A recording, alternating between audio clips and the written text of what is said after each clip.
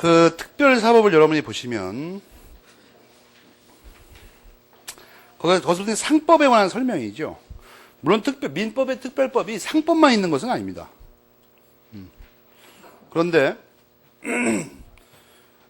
실제로 민법의 실질을 이해하는데 법리적으로 꼭 필요한 게 상법뿐이니까 상법에 대해서 집중적으로 한다. 근데 상법도 여러분이 앞에서 잠깐 민법에 관해서 배웠듯이 상법이 뭔가를 알려면 상법의 실질적 의의가 있고 형식적 의의가 있을 거 아니에요. 똑같이 민법하고 똑같이. 아니 알겠습니까? 근데 여기서 구별할 때 우리가 특별법, 일반법에서 문제가 되는 구별은 실질적 의의에 관한 거죠. 그러니까 형식적인 상법이라는 것은 뭐 금방 알 수 있는 거고 우리가 상법전 말하는 거니까 법전에 나와 있는 거. 법전에 그 상법이라고 써 있는 거 오른쪽에 붙어 있는 조그만 괄호가 문제가 된다 그랬죠. 그럼 다 똑같아요. 헌법의 의의도 마찬가지고 형사소송법의 의의도 마찬가지로 똑같습니다. 형식적 의의, 실질적 의의. 그래서 실질적 의의가 문제는 상법이 무엇인가는 상법의 실질적 의의에 대해서는 다른 법과 마찬가지로 학설이 대립하고 있습니다. 뭐가 상법이냐? 우리나라에서도 통설은 상법이 기업법이라고 하는데 소설은 상인법이라고 하는 학설이 있습니다. 독일에서는 아주 치열하게 싸우고 있고.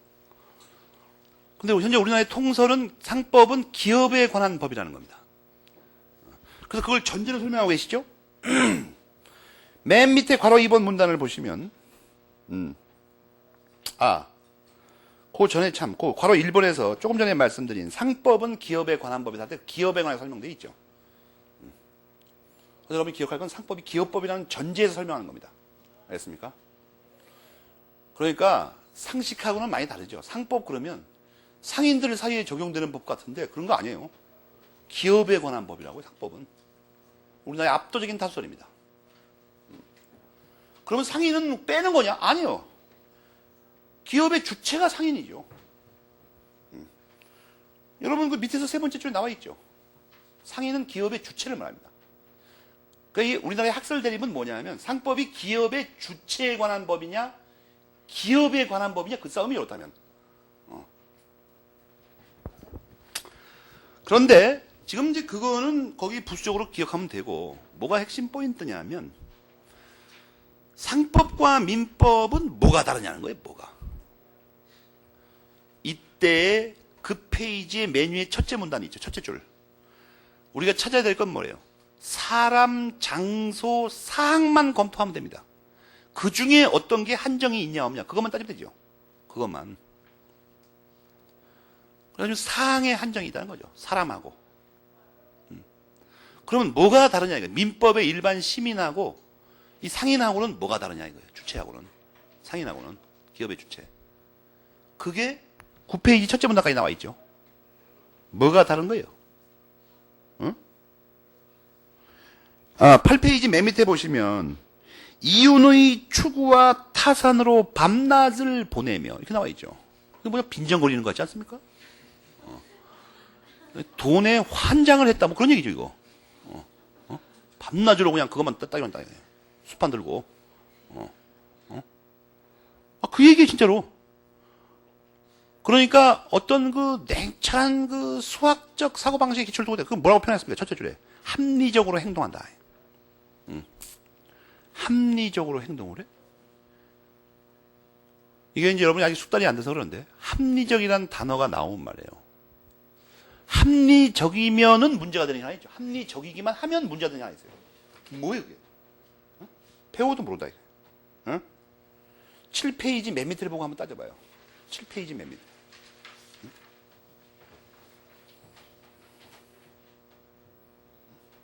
모르겠습니까? 여러분이 그 상법 교과서를 보게 되면 상법의 최대 이상이 이거죠. 거래 안전과 신속. 그러니까 이게 책을 똑바로 읽으면 말이에요. 안 봐도 알 수 있어요. 안 봐도. 기초가 돼 있으면. 그러니까 상대적 뭔가 구별이 어렵게 생겼구만. 합리적 거래 안전과 신속이 문제가 되겠구만. 이런 거를 이게 체득하면서 읽는 거를 책을 읽는다고 그래요. 전공 서적은. 그냥 앞으로 나가면 되는 게 아니고. 앞으로는 말이에요.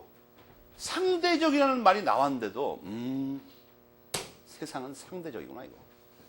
그럼 안 된다니까? 구별이 어렵구나. 이게 나와야지. 구별이 어렵구나. 합리적이구만. 이런데도, 그러면 쓸만하겠구만. 이거 안 된다니까? 거래의 안전과 신속이 문제가 된다고요. 그 뜻으로 쓰는 말이에요. 이 말 자체가 원래 법학에서는. 그러다 보니까 9페이지 상단에 뭔가 잔뜩 나오는데 그래서 그런 것이 특이하기 때문에 거기 보면 특별법으로서 발달했다. 그래가지고 보면은 여러분 조심할 게 뭐냐면 그 9페이지 첫째 문단 끝부분에 구체적인 타당성이라는 말이 있고 획일적으로 일을 처리, 그걸 빨간 걸로 네모치세요. 구체적인 타당성을 실현, 그걸 네모치고, 획일적으로 일을 처리, 그걸 네모치라고. 위에 거를 구체적 타당성이라고 그러고 밑에 거를 법적 안정성이라고 합니다. 알겠습니까?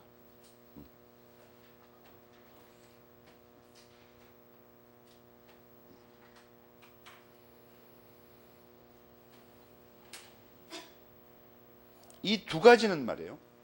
이 두 가지 이 내용은 이 두 가지를 지칭하는 제목이 거기 뭐라고 나와 있죠? 이건 지도 원리라고 나와 있죠. 지도 원리.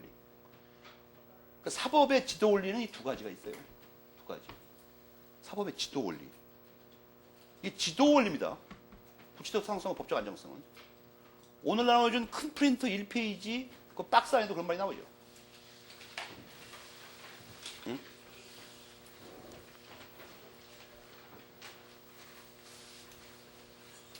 연결돼 있죠. 거기서 우선 여기서 당장 배우는 그 여러분들이 무슨 말 하려고 하냐면 그 박스 안에 중에서 법적 안정성하고 구체적 타당성 있죠. 그 위에다가 뭐라고 써야 돼요? 제목을. 사법의 지도 원리라니까 그 두 가지는.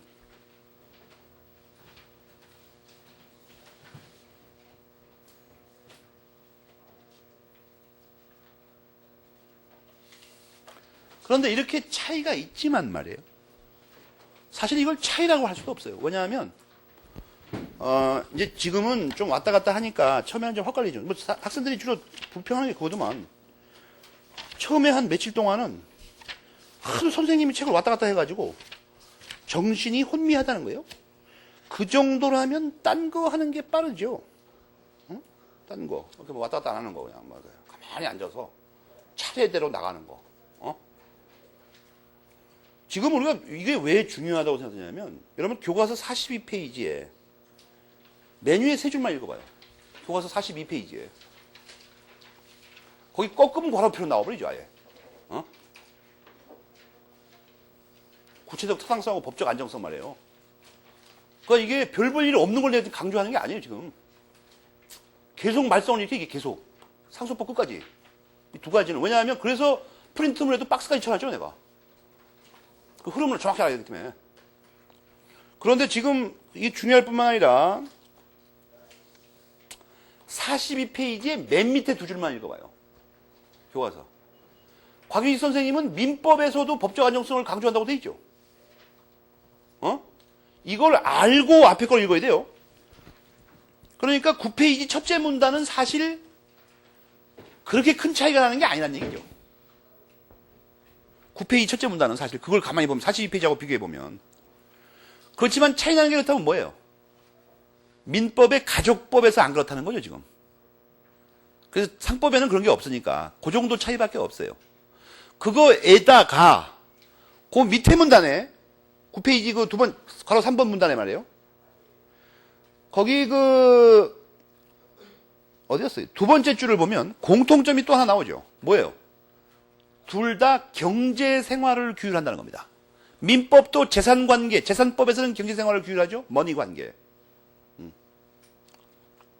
그러다 보니까 여러분 내가 이거 하나 설명해 줄게요.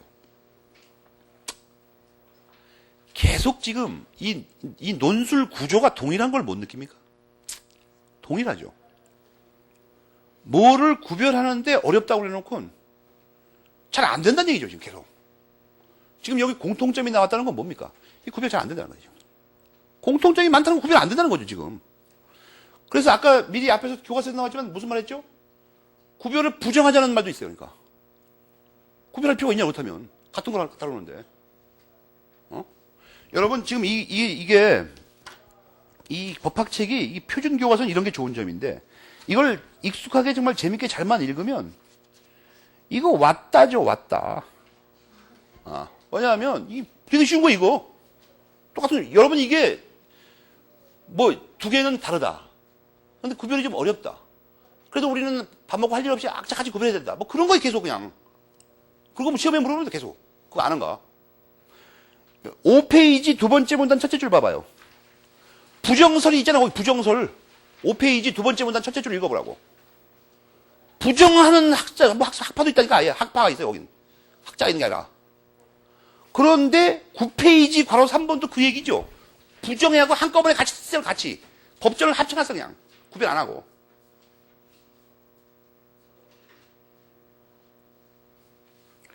그 얘기 아무 어려운 얘기도 아니고, 그냥.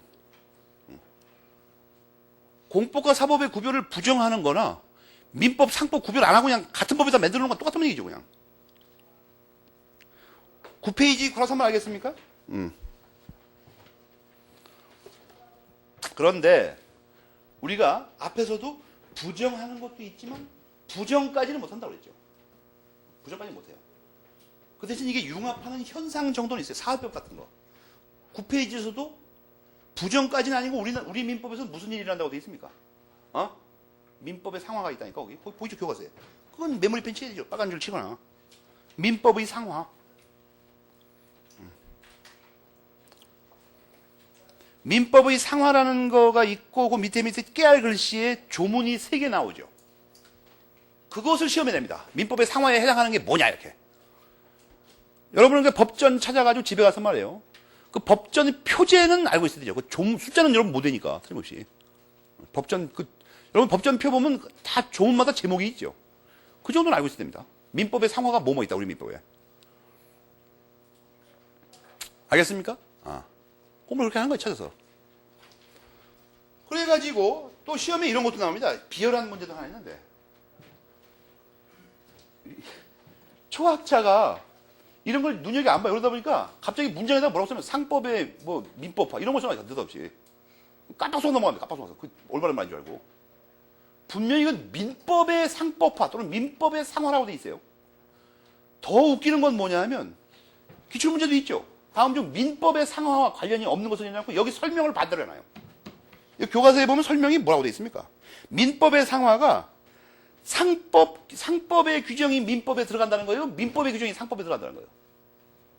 그걸 정확히 하더라, 거기 교과서에 줄쳐가지고. 알겠습니까? 그걸 뒤바꿔 놓는다고 설명해서 갑자기. 상법에서 있던 게 민법에 들어간다는 얘기죠, 가만히 읽어보면. 그 반대는 아닙니다.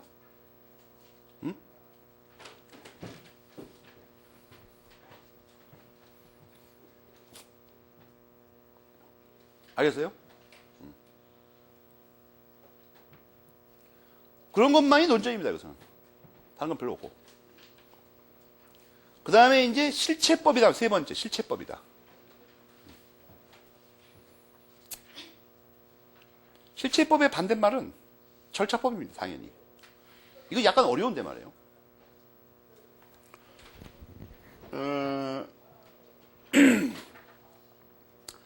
권리나 의무가, 지금은 좀 어렵겠죠. 권리나 의무가 생겼냐? 그런 게 생기냐? 그걸 발생이라고 합니다.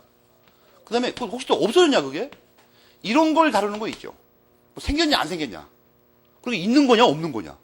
이런 걸 실체법이라고 그러고, 생긴 거 있죠. 발생한 거. 이 권리를 가지고 있다는 그 자체는 사실 아무런 의미가 없습니다. 예를 들어서 구체적인 예를 한번 들어가 봅시다.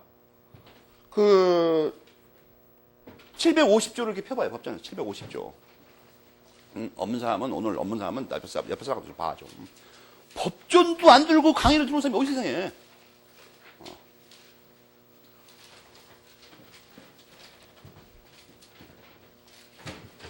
법전 750조를 보면, 불법행위라고 그래가지고,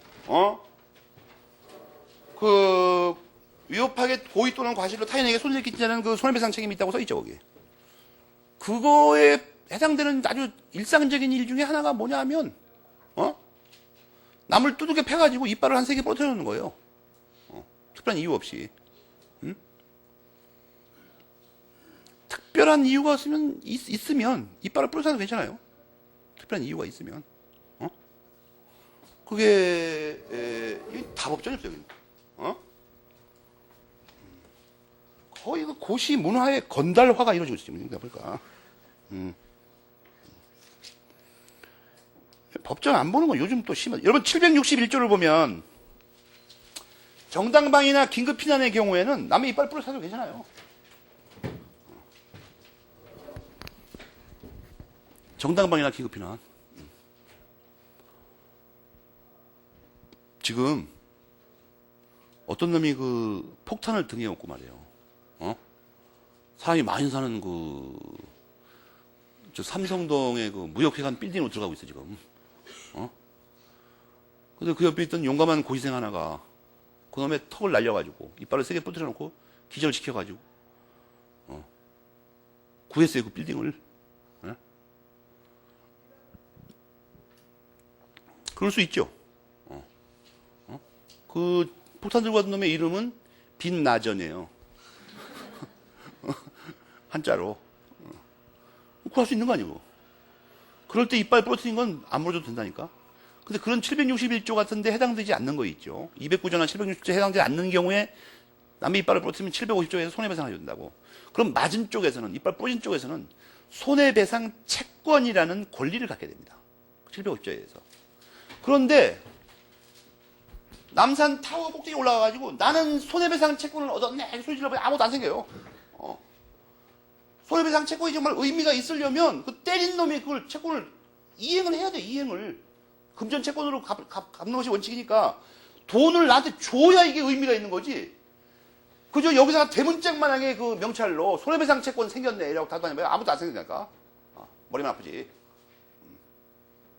그러니까 거기서 이제 아까 말한 그거죠. 손해배상 채권이 있냐 없냐, 즉 생겼냐 안 생겼냐, 그거는 실체법에서 다릅니다. 민법 같은 데서. 민법에 써 있잖아. 그래서. 근데 중요한 건 뭐냐면, 이 때린 놈, 가해자가 예를 들어서 그 이빨 뽀지고 그래갖고 치료하는데 500만 원 들어간다 치고, 500만 원을 안 주면 어떻게 하냐는 거야. 안 주면 500만 원 그놈이 안 줘도 권리는 여전히 있긴 있죠. 이것도 무한정 가는 게 아닙니다. 무한정 가는 게 아니라고.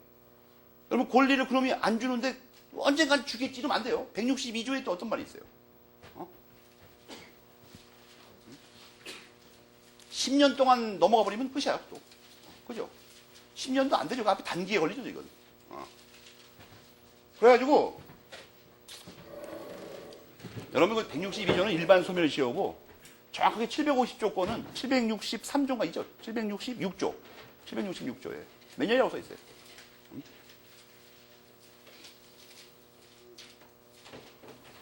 10년 3년이라고 그거. 그러니까 그 안에 뭔가를 해야 되는데 안 주면 어떡하냐는 거야. 안 주면 어떡하냐. 안 주면 할 수 없다? 이게 권리라고 할 수가 없는 거죠, 이거. 안 주면 할 수 없으면. 채권법에서 이제 그것도 다릅니다. 안 줘도 할 수 없는 것도 있어요, 진짜로. 우리 그 권리나 의무 중에는. 근데 특이한 경우, 일반적으로는 이 권리가 생겨도 그 발생하거나 소멸하거나 이렇게 하는 것은 민법이 다르지만 그거를 구체적으로 이렇게 실현을 해야 됩니다. 안 주면 가서 강제로라도 받아갖고 와야 되죠. 치료비 안 주면. 그 구체적으로 실현하는 절차를 다루는 거를 절차법이라고 한다, 이 얘기예요. 무슨 말인지 알겠습니까? 이거 어떻게 합니까? 법원에 소송 걸어가지고, 집행권을 얻어가지고, 강제로 그놈 재산에서 뺏어갖고 와요, 치료비. 물론 이제 그놈이, 상거지다. 망하는 거예요. 망하는 거라고. 집행권은 들고 집달관 앞에 세우고 갔는데 아무것도 없다. 그럼 보니까 내복만 입고 앉아있다. 끝이 아니까 그러면.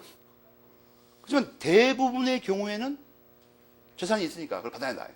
어쨌거나 실체법과 절차법을 구별할 줄 알아야 된다. 이렇게. 뭐가 실체법이고 뭐가 절차법.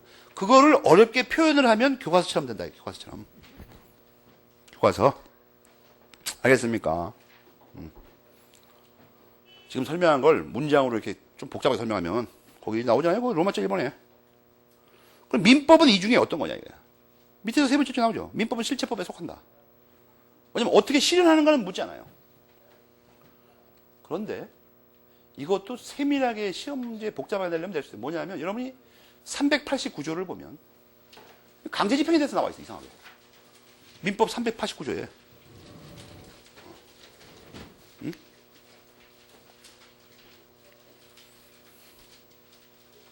그럼 그건 뭐냐는 것도. 그러니까 나중에 여러분 채권법에서 배우겠지만 그 조문은 잘못 들어온 거라고 배웁니다. 원래 민사소송법이 있어야 되는데 잘못 들어왔다, 이게 조문이.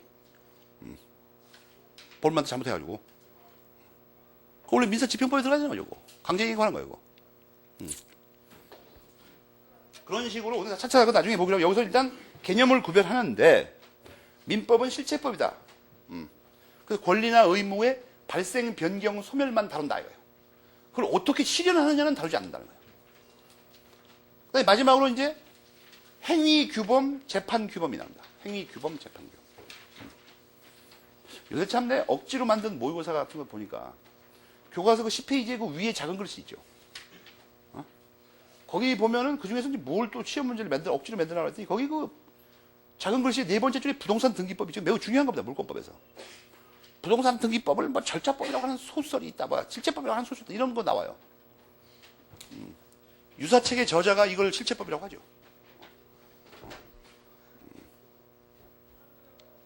약간 뭐 억지로 문제 내더라고. 뭐 이걸 뭐 문장도 거짓 같은 문장이에요. 뭐 부동산 등기법이 절차법이라는데 이설이 없다, 이렇게 써놓고는 그게 틀린 말이라는 거예요. 실전에서는 그런 문제 절대로 안 나오니까 모의고사 볼 때가 막 틀려요. 막 틀리라고. 개떡 같은 문제를 풀 필요 없습니다. 그거 빠졌다는 소리 했다가. 무슨 말이야 도대체 그게. 그거 알아서 뭐 그 실력이 돼요 그게. 구별 시집도 없는 걸 갖다가. 행위규범, 재판규범이라는 것은 여러분 조심할 게, 이걸 행위규범, 재판규범은 앞이 아득하죠. 이게 뭔 말일까 또 이게. 짜증나게 시리. 어렵게 생각할 필요가 없어요.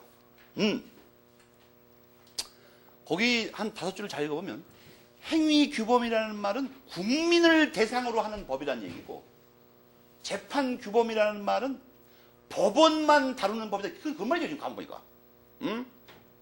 국민 전체의 행동을 규율하는 건지 법원의 행동만 규율하는 건지 그걸 말하는 거야. 가만 보니까 구별하는 게. 알겠습니까? 그러면 민법을 법원도 따라야 되는, 법원만 따르면 되는 거냐? 국민만 따르는 거냐? 아니면 모두 다 따라야 되는 거냐? 그 문제죠 지금 가만 보니까. 행위규범설, 재판규범설이. 그 끝부분의 답이 뭐예요? 다라는 거야, 다. 민법을 국민만 지키고 법원은 안 지킨다든지, 법원만 지키고 국민이 안 지킨다면 그 법이라고 할 수 없는 거 아니고. 그 결론이 다라는 거야, 다. 양쪽 다. 행위규범이며 재판규범이다 이거예요. 쉽게 이해가 됩니까? 그건 아무도 아닌 말이에요. 별 중요했다는 말이고. 그 다음에 맨 밑에 작은 글씨에 조직법규가 나오는데, 이거는 좀 거시기 합니다. 진짜.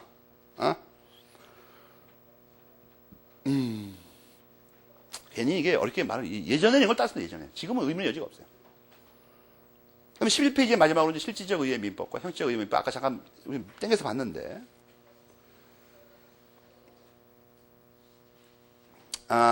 여기서 최종적인 문장으로 나오죠. 뭐예요? 민법의 의의를 실질적으로 이해하면 뭐라고요? 사법의 일부로서 사법관계를 규율하는 원칙적인 법이다. 원칙적인 법은 아까 우리가 봤지만 일반법이라고 하죠. 일반법. 일반법이라는 더 많이 쓰죠. 원칙적인 법이란 말보다. 사법의 일부, 사법의 일부라는 말을 왜 씁니까? 사법에 민법만 있는 게 아니에요. 상법도 있고. 여러분 조심할 거 아닌데. 근데 초학자만 조심하면 됩니다. 좀 세월 지나가면 금방 알죠. 공부하면. 법학부에서 좀 공부를 하다 보면. 민사소송법이라고 그러면 이게 초학자는 얼핏 듣기에 민사가 들어가가지고, 이게 왠지 사법 같은 생각이 듭니다, 이거. 그러나 모든 소송법은 다 공법이에요. 국가기관의 어떤 행위를 규율하는 거죠. 알겠습니까? 민사소송법이든 무슨 소송법은 다 공법입니다. 물론 이건 학설이 갈려요. 내년부터는 시험에 나올 것 같은데. 이 소송법은 근데 이걸 공사법이라고 할 필요가 있느냐 하는 게 요즘 유력합니다, 오히려. 이런 구별할 필요가 있는 거야. 그렇게 구별하지 말고 독자적인 거 아닌가, 이거 혹시. 어? 칼 라렌츠 선생님의 그 견해가 우리나라에 들어오는 것 같은데. 그 정도 알면 되고, 그건 뭐 나중에 저절로 알게 되는 거니까 별 중요한 거 아니고. 일단 민법의 그 실질적 의의가 뭐냐면, 정확하게 말하면 세 가지죠. 사법, 일반법, 실체법. 억지로 문제를 만들면. 행위규범, 재판규범. 그렇죠. 그렇잖아요. 배운 걸 다 동원하면. 실질적 의의의 민법이 뭐냐고 누가 묻거들랑 이 5가지를 쭉 읽으면 되죠. 그리고 이 대개념이라고 합니다. 내일 프린트 줄 것 같은데 대개념, 그 반대개념도 같이 알아야 됩니다. 그러니까 공법, 특별법, 절차법 알아야 되죠, 이런 거. 이거 말고 원래 하나가 더 있어요. 근데 이제 우리나라의 이런 그 표준적인 교과서에서는 뒤에 그 장소적 저촉법이라고 해서 다릅니다, 그것을. 근데 그 국제사법하고 어떻게 구별하냐는 문제였어요, 국제사법. 국제사법은 저촉법에 들어가고, 우리 민법 같은 거는 실체법이 아니고 실질법이라고 합니다, 실질법. 여러분, 이 학원에 강의 들어온 학생들 보니까 국제사법도 공부 안 하고, 뭐 그런 것 같더라고. 그러니까 몰라, 이걸. 보니까. 아무것도 아닌 말인데, 그거. 그러니까 보통 국제사법에서 그걸 심도 있게 다루니까 민법 쪽에서 안 다룹니다, 이거를. 그리고 지나가는 말로 하는데, 원래는 그걸 가려야 되죠. 국제사법은 저촉법이고, 보충이 다 있으니까, 그런 건 뭐, 그렇게, 여러분, 지금부터 치밀하게 할 필요는 없고, 하여튼 실질적 의의 민법이 교과서에 있는 것만 하더라도 5가지를 언급할 수 있어요. 사법, 일반법, 실체법, 행위규범, 재판규범. 그죠? 그게 실질적 의의 민법이에요. 누가 묻고도 대답하면 돼. 그러면 상대방이 물어볼 거 아니야. 사법이 뭐냐? 여러분 어떻게 대답해야 됩니까? 공부한 대로 하려면. 사법이 무엇인가라는 너의 질문은 공법과 사법의 구별의 표준을 말하는 것이다. 학설은 여러 가지가 있다. 그거 다 배운 거 아니에요. 상대적이라 어렵다. 더 어려운 건 사회법 때문에 죽겠다. 근데도 왜 목매달고 구별하는지 아느냐. 2가지 때문에 그렇다. 그렇게 답변하는 거예요. 시험에서 물어볼 때도 그렇게 답변하는 거죠. 논리적으로. 상대방이 흥미가 나서 또 물어볼 거 아니에요. 일반법은 뭐냐. 그럼 또 여러분은 일반법과 특별법의 구별 기준은 너는 알 리가 없을 거다. 사람, 장소, 사항에 관해서 한정이 있느냐 없느냐. 그리고 배운 걸 차례대로 얘기하는 거예요. 마지막에는 그놈에게 군밤을 먹이면서 최종적으로 실질적 의의 사법은 민법은 이거다 이렇게 얘기하는 거예요. 그게 거기까지라고. 근데 형식적으로 우리가 그걸 판단한다면 뭐예요? 법률제 471호입니다. 알겠습니까? 별거 없어. 여기서 논점은 뭐라고 그랬어요? 반드시 일치하지 않는다니까, 양자가 이상하게. 여기까지 배운 게 뭡니까? 민법의 의.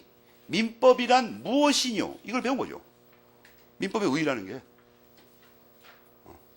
실질적으로 보면 뭐라고요? 사법, 일반법, 실체법, 행위규범, 재판규범이라니까요.